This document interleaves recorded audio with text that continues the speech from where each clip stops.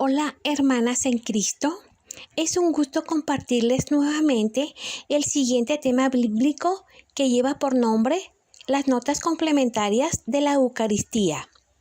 Soy la hermana Rosy Galván y empezamos. Empecemos con una oración. En el nombre del Padre, del Hijo y del Espíritu Santo. Amén. Gracias, Señor, porque en la última cena partiste tu pan y vino en infinitos trozos para saciar nuestra hambre y nuestra sed.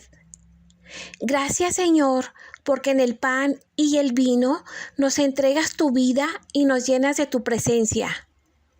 Gracias, Señor, porque nos amaste hasta el final, hasta el extremo que se puede amar, morir por otro y dar la vida por otro. Gracias, Señor, porque quisiste celebrar tu entrega en torno a una mesa con tus amigos, para que fuesen una comunidad de amor. Gracias, Señor, porque en la Eucaristía nos haces uno contigo, nos unes a tu vida, en la medida en que estamos dispuestos a entregar la nuestra. Gracias, Señor, porque todo el día puede ser una preparación para celebrar y compartir la Eucaristía. Gracias, Señor, porque todos los días puedo volver a empezar y continuar mi camino de fraternidad con mis hermanos y en mi camino de transformación en ti. En el nombre del Padre, del Hijo y del Espíritu Santo. Amén. Empecemos con nuestro tema. Recordemos que la Eucaristía fue instituida por Jesús durante la última cena pascual celebrada con sus discípulos. En la Santa Misa es la consagración del pan en el cuerpo de Cristo y del vino en su sangre, que renueva mística y sacramentalmente. El sacrificio de Jesucristo en la cruz. Jesús dijo: mi carne es verdadera comida y mi sangre es verdadera bebida. Por lo tanto, la Eucaristía es Jesús real. Y Jesús está realmente presente en el pan y el vino que el sacerdote consagra. Las Sagradas Escrituras señalan que tener fe es tener la plena seguridad de recibir lo que se espera. Es estar convencidos de la realidad de cosas que no vemos. Esto lo encontramos en la carta de los Hebreos, capítulo 11, versículo 1. Bien, pues por la fe creemos que la presencia de Jesús en la hostia y el vino no es simbólica, como dicen los hermanos separados. La presencia de Jesús en la hostia y el vino es real. Es la presencia real de nuestro Señor Jesucristo en el Santísimo Sacramento del altar.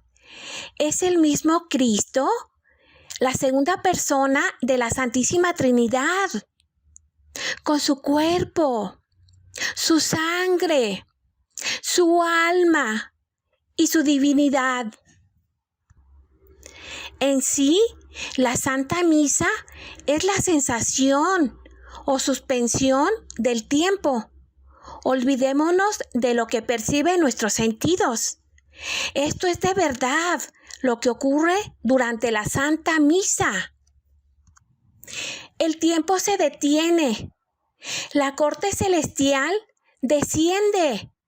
Y por ello tenemos interacción, comunión con nuestro Señor Jesucristo, su Madre Santísima, el coro de ángeles, arcángeles, serafines, querubines, santos y santas, y nuestros familiares que nos han precedido en la fe. ¡Qué maravilla! La Eucaristía. El cielo y la tierra. ¡Oh! ¡Qué hermoso! Dios mío. Antes de entrar de lleno en el tema de la Eucaristía, ¿es real? Déjenme compartirles un poco de los hechos e historia con respecto a la importancia de la Eucaristía para los cristianos. Porque nosotros somos cristianos católicos.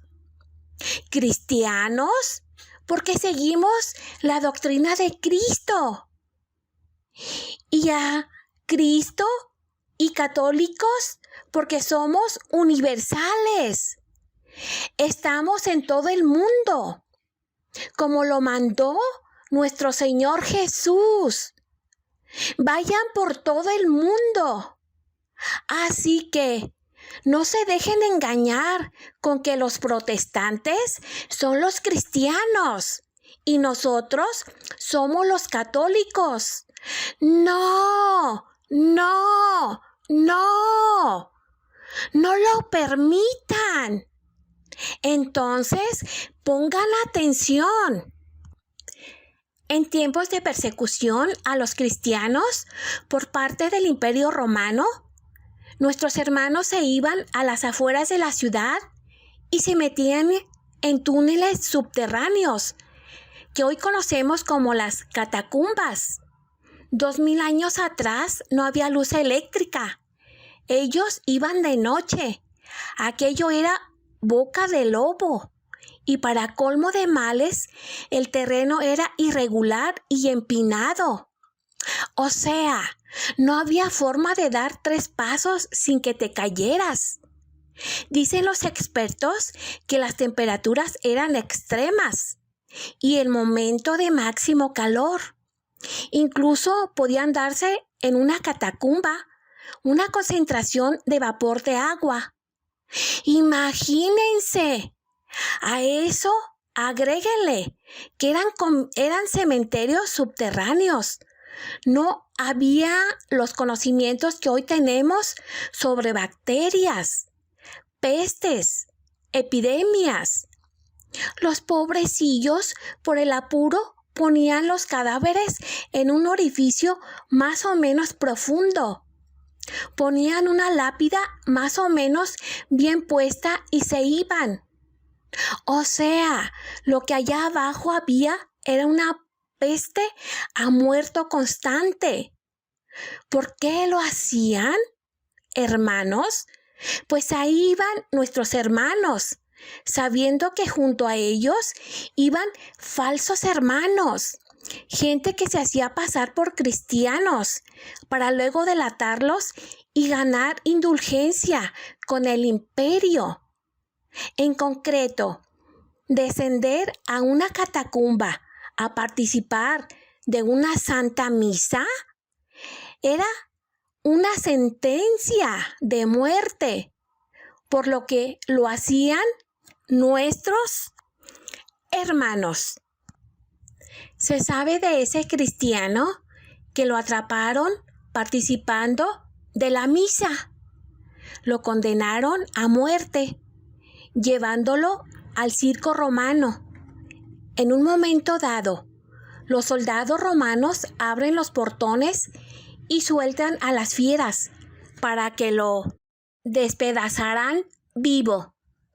En ese momento, el soldado romano que lo custodiaba, al ver la fe heroica, la entereza de carácter, la fe y hasta la alegría de aquel hermano, el soldado no lo creía. El soldado lo reprendía, lo cuestionaba. No entiendo a ustedes los cristianos. ¿Tú sabías que ese culto es ilegal?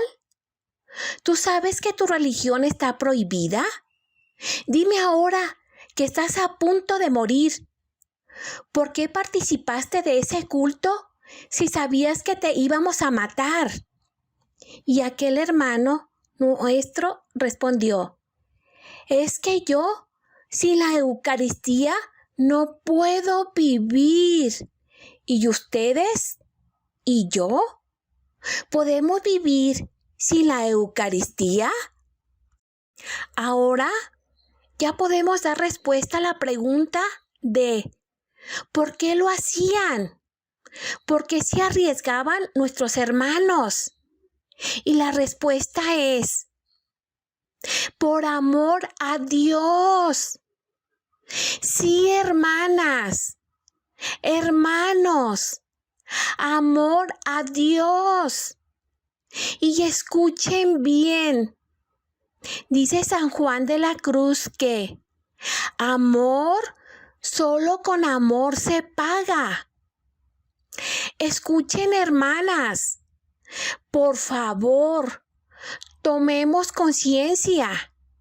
El Todopoderoso Dios, el arquitecto del universo, el soberano, el grande, su divina majestad, Dios, a quien nada podemos otorgarle que Él necesite, a quien nada podemos quitarle, que a Él le haga falta. Por amor, despierta, hermana. Por amor, se desprendió de su gloria para hacerse como uno de nosotros. El Creador, el Señor Todopoderoso, por amor a ti, a mí, a todos. ¿Cuánto nos ama el Señor? Y nosotros mendigando los amores de la tierra, los juegos, la ropa, los autos, el dinero, el poder, la fama. Hoy la gente quiere al Cristo de los superapóstoles, ese de los aviones privados, de los autos de lujo y del dinero. Ese es el Cristo que la gente quiere, el Cristo maestro esotérico, el Cristo de la varita mágica. Ojalá que estos hermanos recapaciten algún día. Y aquí es a donde queremos llegar, a atender por qué debemos amar a nuestro Señor Jesús en la Santa Eucaristía. Y cómo es que los hermanos separados tratan a toda costa de evitarlo, diciendo y confundiendo a nuestros hermanos católicos cristianos que esto es un mero símbolo. Pues se los voy a explicar. ¿Recuerdan estas palabras? Esto es mi cuerpo entregado por vosotros.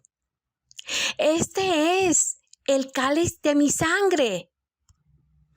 Pues bien, ¿cómo vamos a defender nuestra fe ante aquellos protestantes que intentan e insisten en desviarnos de la doctrina de Jesucristo?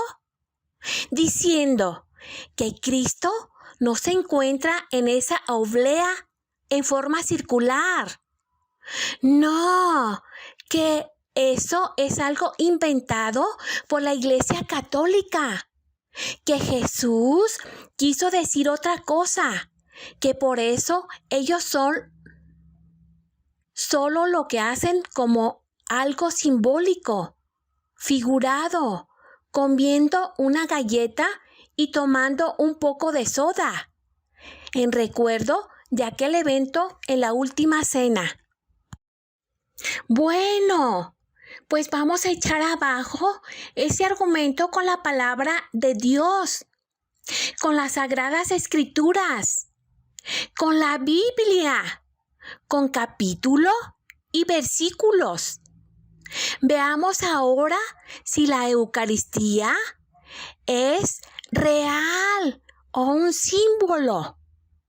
No pierdan de vista la cita con la que iniciamos esta sesión, porque es muy importante tenerla en todo momento. Tener fe es tener la plena seguridad de recibir lo que se espera. Es estar convencidos de la realidad de cosas que no vemos. Y lo vemos en la carta a los Hebreos, capítulo 11, versículo 1. Bien, en el Evangelio de San Juan, en su capítulo 6, vamos a encontrar la respuesta a esta situación. Dios, en su misericordia hacia todos nosotros, para poder alcanzar la santidad, solo nos pide una sola cosa, una sola obra. Sí, una sola obra. ¿Cuál es esa obra? Ahora iniciemos con la cita bíblica del Evangelio de San Juan en su capítulo 6, versículo 29. Evangelio de San Juan, capítulo 6, versículo 29. Jesús les respondió: la única obra que Dios quiere es que crean en aquel que Él ha enviado. Ahora les explico el versículo 29. ¿Se dan cuenta? Creer. ¿En quién? En Jesucristo. Creer. ¿A quién? A Jesucristo. Continuamos. Versículo 30. Le preguntaron entonces: ¿qué señal puedes darnos para que, al verla, te creamos? ¿Cuáles son tus obras? Les explico. ¿Qué tal? Esta gente pide señales para creer en Jesús. Por tanto, no tienen fe. Versículo 31. Nuestros antepasados comieron el maná en el desierto, como dice la Escritura. Les dio a comer pan del cielo. Versículo 32. Jesús les contestó: en verdad, les digo, no fue Moisés quien les dio a ustedes el pan del cielo, sino que mi Padre es quien les da el verdadero pan del cielo. Jesús 2 veces les dice: en verdad. Es decir, es cierto. No tengan duda. Jesús dijo en el capítulo 14, versículo 6 de este mismo Evangelio: yo soy el camino, la verdad y la vida. Recuerden también siempre esta cita. Anótenla, subráyenla en su Biblia, grábensela, porque es muy importante para todo y para todos. Versículo 33. Porque el pan que Dios da es el que ha bajado del cielo y da la vida al mundo. Aquí les explico. Aquí lo tenemos de nuevo. Yo soy el camino, la verdad y la vida.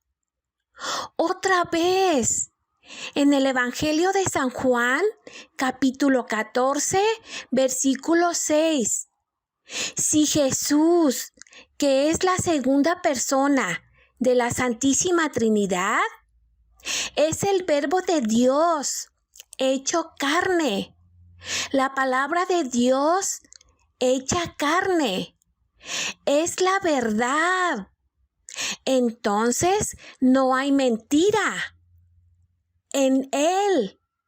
Sabemos que el mentiroso y padre de la mentira es el diablo, como lo dice Jesús en el Evangelio de San Juan, capítulo 8, versículo 34. Entonces le pidieron: Señor, danos siempre ese pan. Versículo 35. Y Jesús les dijo: Yo soy el pan que da vida. El que viene a mí nunca tendrá hambre, y el que cree en mí nunca tendrá sed. Explicación del versículo 34. O sea, le pidieron el pan de Dios, el que da la vida, pero lejos estaban de entender a lo que Jesús se refería. Explicación del versículo 35. Aquí vamos de nueva cuenta. La única obra que Dios quiere es que crean en aquel que Él ha enviado. Del Evangelio de San Juan, capítulo 6, versículo 29. ¿Y qué dice Jesús ahora? El que cree en mí. Versículo 36. Pero ya les dije, ustedes no creen, aunque me han visto. Explicación del versículo 36. Jesús sabe que no le creen. Versículo 37. Todos los que el Padre me da, vienen a mí, y a los que vienen a mí, no los echaré fuera. Explicación. ¿Y quiénes son los que el Padre le da a Jesús? Pues a los que creen en Él. ¡Guau! Versículo 38. Porque yo no he bajado del cielo para hacer mi propia voluntad, sino para hacer la voluntad de mi Padre que me ha enviado.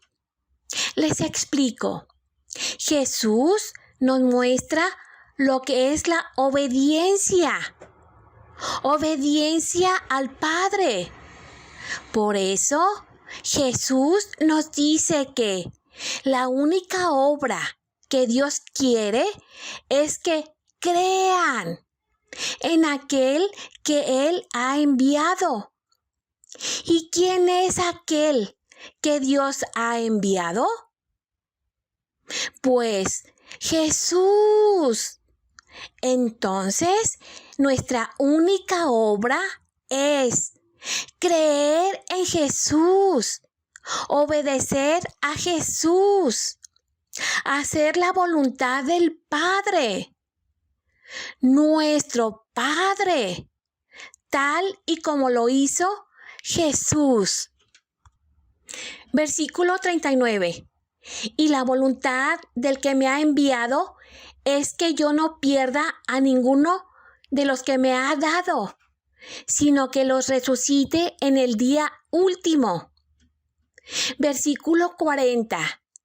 Porque la voluntad de mi Padre es que todos los que miran al Hijo de Dios y creen en Él tengan vida eterna, y yo los resucitaré en el día último. Les explico el versículo 39 y 40. Jesús no nos pierde. Somos nosotros quienes nos quedamos con Él o nos apartamos de Él. Somos nosotros quienes aceptamos o rechazamos estar en comunión con Él. Somos nosotros quienes hacemos o dejamos de hacer la voluntad de Dios. Somos nosotros quienes creemos o no creemos en Él. Versículo 41. Por esto, los judíos comenzaron a murmurar de Jesús, porque Él afirmó: Yo soy el pan que ha bajado del cielo. Versículo 42. Y dijeron: ¿No es este Jesús, el hijo de José? Nosotros conocemos a su padre y a su madre. ¿Cómo dice ahora que ha bajado del cielo? Ahora les explico los versículos 41 y 42. ¿Se dan cuenta? No pueden creer que un hombre humilde, sin preparación, sin haberse instruido con los grandes maestros, expertos en sagradas escrituras, les esté asegurando que Él es el pan de vida. Pues ¿quién pretende ser? Versículo 43. Jesús les dijo entonces: dejen de murmurar. Versículo 44.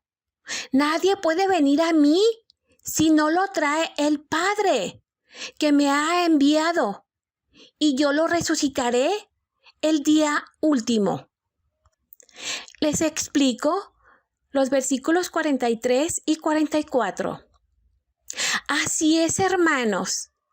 Solo aquellos que creen en Cristo, solo aquellos que le creen a Cristo y hacen la voluntad del Padre, serán los privilegiados de estar junto a Jesús en el reino de los cielos.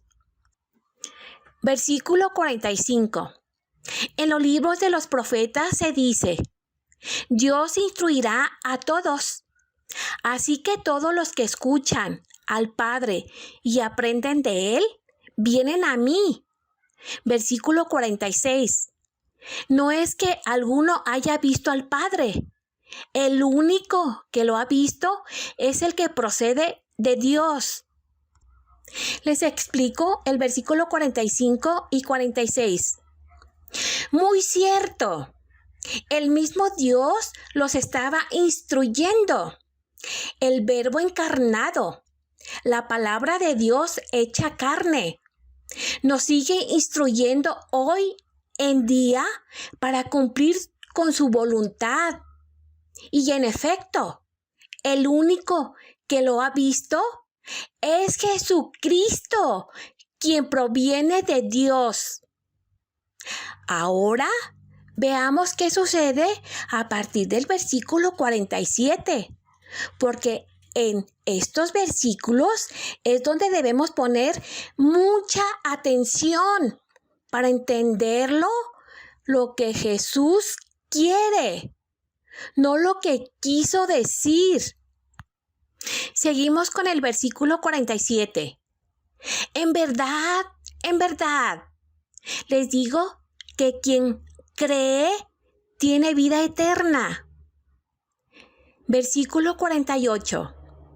Yo soy el pan que da vida. Versículo 49. Los antepasados de ustedes comieron y a pesar de ello murieron. Versículo 50. Pero yo hablo del pan que baja del cielo. Quien come de él no muere. Les explico los versículos del 47 al 50. Aquí nuevamente Jesús 2 veces les asegura, como en el capítulo 14, versículo 6 de este mismo evangelio: yo soy el camino, la verdad y la vida. Mientras los hermanos separados enseñan que cuando Jesús habla del pan de vida, se refiere a la palabra de Dios, o sea, la Biblia. Aquí, nuevamente, Jesús les asegura: yo soy el camino, la verdad y la vida, el pan de vida. Mientras los hermanos separados enseñan que cuando Jesús habla del pan de vida, se refiere a la palabra de Dios, o sea, la Biblia. Aquí, nuevamente, Jesús les asegura: yo soy el camino, la verdad y la vida, el pan de vida. El maná era un alimento para el cuerpo. El pan de vida, que es Jesús, alimenta nuestro espíritu. El pan, la vida que Él nos otorga, nunca se extinguirá, nos saciará por siempre. Versículo 51. Yo soy ese pan vivo que ha bajado del cielo. El que come de este pan vivirá para siempre. El pan que yo daré es mi propia carne. Lo daré por la vida del mundo. Les explico. Aquí lo tienen. Aquí es donde se desbarata el argumento que enseñan los hermanos separados, de que ese pan de vida es un símbolo. Cuando Jesús dice: yo soy este pan, yo daré, es mi carne, mi carne. Jamás dijo: es como si fuera su carne. No, no, no dijo: es mi propia carne. Y yo, hermanos, le creo a Jesús. Siguiente versículo, 52. Los judíos se pusieron a discutir unos con otros. ¿Cómo puede éste darnos a comer su propia carne? Les explico. Los judíos dudaron. La pregunta es: ¿a quiénes se parecen? ¡Exacto! A los hermanos separados. Ellos tampoco lo creen. Versículo 53. Jesús les dijo: en verdad, les digo que si ustedes no comen la carne del Hijo del Hombre y beben su sangre, no tendrán vida. Versículo 54. El que come mi carne y bebe mi sangre tiene vida eterna, y yo lo resucitaré en el día último. Les explico. Jesús nuevamente les asegura y les advierte de las consecuencias de no hacer la voluntad de Dios, de perderse la vida eterna, esa vida que anhelamos todos, la de vivir para siempre al lado de Jesús. Versículo 55. Porque mi carne es verdadera comida y mi sangre es verdadera bebida. Versículo 56. El que come mi carne y bebe mi sangre, vive unido a mí y yo vivo unido a él. Ahora les explico el versículo 55 y 56. Nuevamente se derriba el argumento que enseñan los hermanos separados, de que ese pan de vida es un símbolo. Jesús aseguró: mi carne es verdadera comida. No se desdijo, ni dijo que era solo un símbolo. No, Jesús lo afirmó. Mi carne es verdadera comida. Por lo tanto, si mi Señor Jesús lo dijo, yo le creo. Versículo 57. El Padre que me ha enviado tiene vida y yo vivo por él. De la misma manera, el que se alimenta de mí, vivirá por mí. Les explico. Démonos cuenta que Jesús reitera que Él es el alimento, el pan de vida, al decir, el que se alimenta de mí, no de las escrituras, no, sino de Él mismo. Una vez más, se cae lo dicho por los hermanos separados. Versículo 58. Hablo del pan que ha bajado del cielo. Este pan no es como el maná que comieron los antepasados de ustedes, que a pesar de haberlo comido, murieron. El que come de este pan vivirá para siempre. Versículo 59. Jesús enseñó estas cosas en la sinagoga de Cafarnaúm. Les explico el versículo 58 y 59. Jesús insiste que Él es ese pan de vida y no como lo enseñan los hermanos separados, que según ellos se refiere a la Biblia. Aquí nuevamente Jesús les reitera que el que come de este pan, o sea, su carne, vivirá para siempre. Recordemos a Jesús diciendo, yo soy el camino, la verdad y la vida. La vida, el pan de vida. Es la carne de Jesús que se transforma en el pan que recibimos en la Eucaristía. Versículo 60.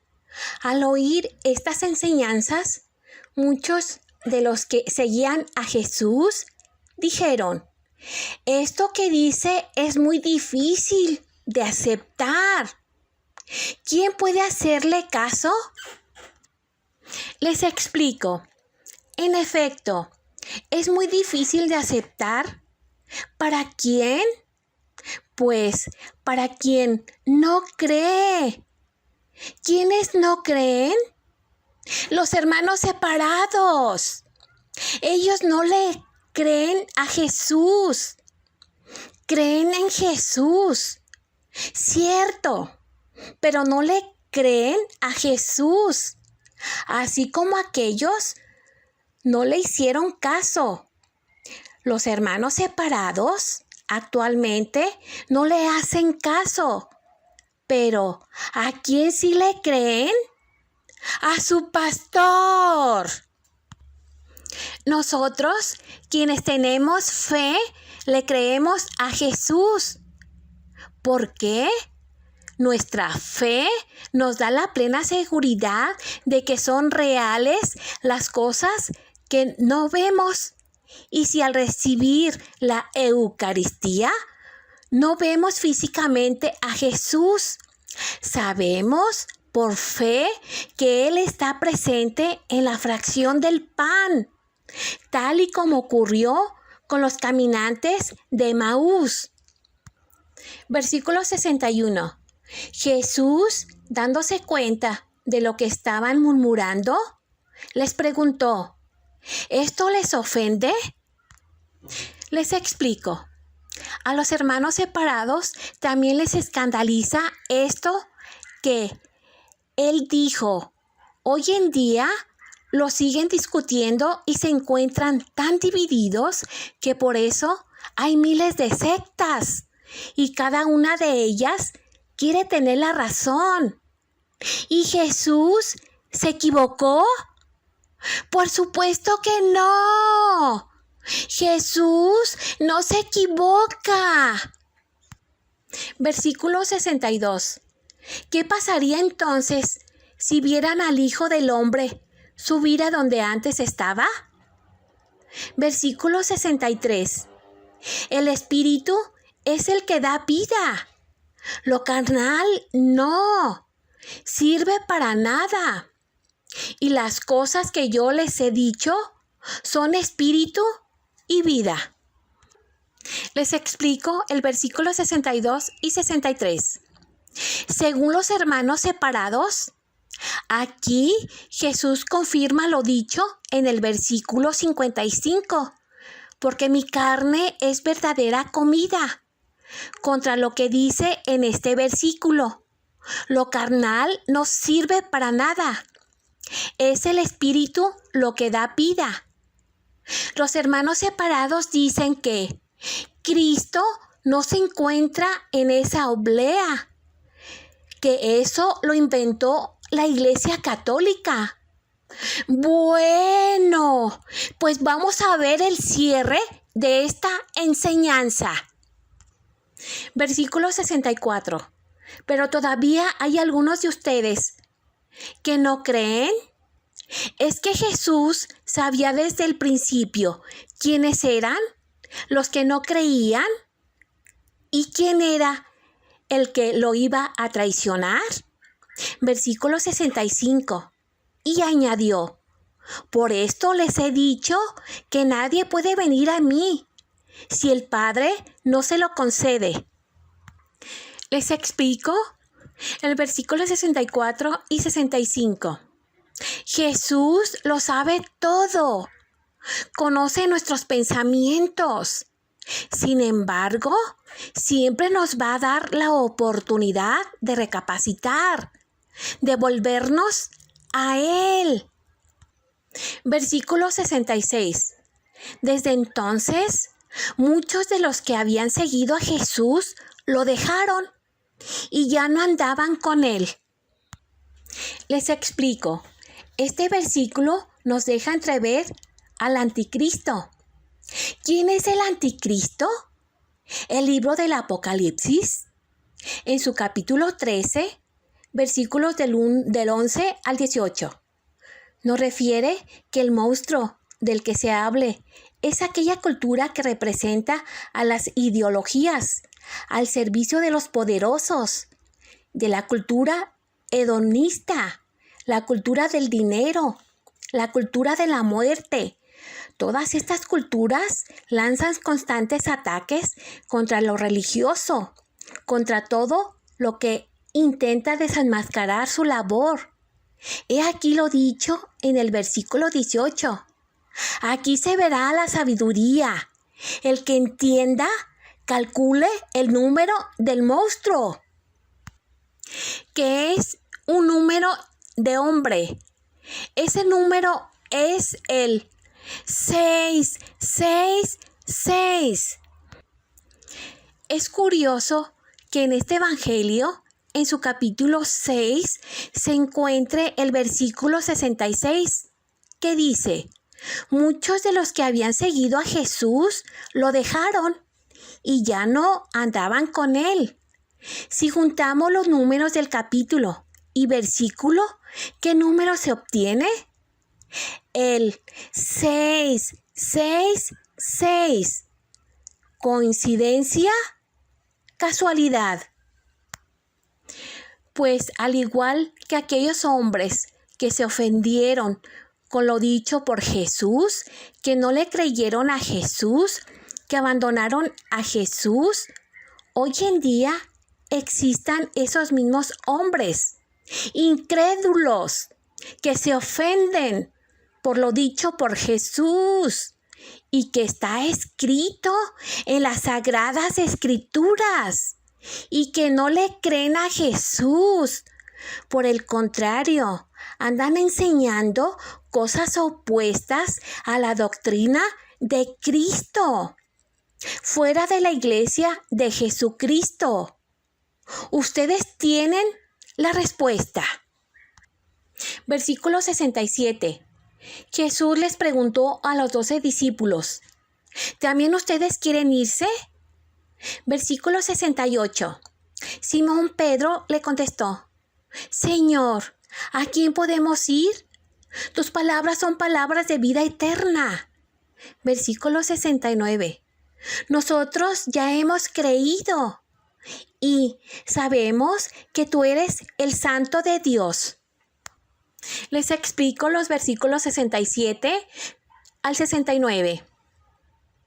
¿Irnos? ¿Con quién? ¿Con los protestantes? ¿A su secta? No, yo me quedo con Jesús y haré su voluntad porque creo en Él.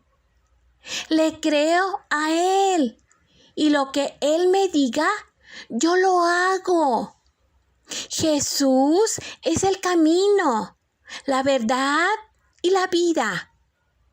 Por Él, que es el camino, puedo llegar a mi Santo Padre. Él es la verdad. Y lo que Él diga, yo le creo. Él es la vida eterna. Y como dijo María, nuestra madre, hágase tu voluntad, Señor. ¡Guau! Finalmente, vamos a saber si Jesús se quedó y cómo se quedó realmente con nosotros, como lo dijo en el Evangelio de San Mateo, capítulo 28, versículo 19. Yo estaré con ustedes todos los días hasta el fin del mundo. Veremos lo que ocurrió con los caminantes de Emaús, que se encuentra en el Evangelio de San Lucas, en su capítulo 24, en los versículos del 13 al 27. Se habla de dos discípulos que se dirigían al pueblo de Emaús y hablaban de todo lo que había ocurrido durante la pasión y muerte de Jesucristo. Cuando su propio Jesús se acercó y caminó junto a ellos, pero no se daban cuenta de que era Él, Jesús. Comenzaron a hablar con Él, pues iban desanimados, sin esperanza, al tiempo que Él les explicaba que todo eso debía ocurrirle al Mesías, según las Escrituras, hasta que en los versículos 28 al 31 sucede lo siguiente. Veamos la cita bíblica del Evangelio de San Lucas, capítulo 24, versículos del 28 al 31. Versículo 28. Al llegar al pueblo a donde se dirigían, Jesús hizo como que iba a seguir adelante. Versículo 29. Pero ellos lo obligaron a quedarse, diciendo: «Quédate con nosotros, porque ya es tarde. Se está haciendo de noche». Jesús entró, pues, para quedarse con ellos. Aquí les explico el versículo 28 y 29. «Quédate, Señor, no te vayas». Versículo 30. Cuando ya estaban sentados a la mesa, tomó en sus manos el pan y, habiendo dado gracias a Dios, lo partió y se lo dio. Les explico. Aquí está la Eucaristía, la que Jesús celebró en la última cena con sus 12 apóstoles, la que presenciamos en la Santa Misa. Versículo 31. En ese momento se les abrieron los ojos y reconocieron a Jesús, pero Él desapareció. Aquí les explico. No dice que el Señor se fue. No, el Señor desapareció de su lado, pero no se fue. El Señor se quedó. ¿En dónde? ¿Cómo? En el pan. Sí, en la fracción del pan. Ahí lo tienen. La Eucaristía. para gloria de Dios. Bendito sea el Dios. Alabado sea por siempre el nombre de nuestro Señor Jesucristo. Ahora, ustedes, ¿a quién le creen? ¿Al Señor Jesús o al hermano separado que se hace llamar pastor? La decisión es de ustedes.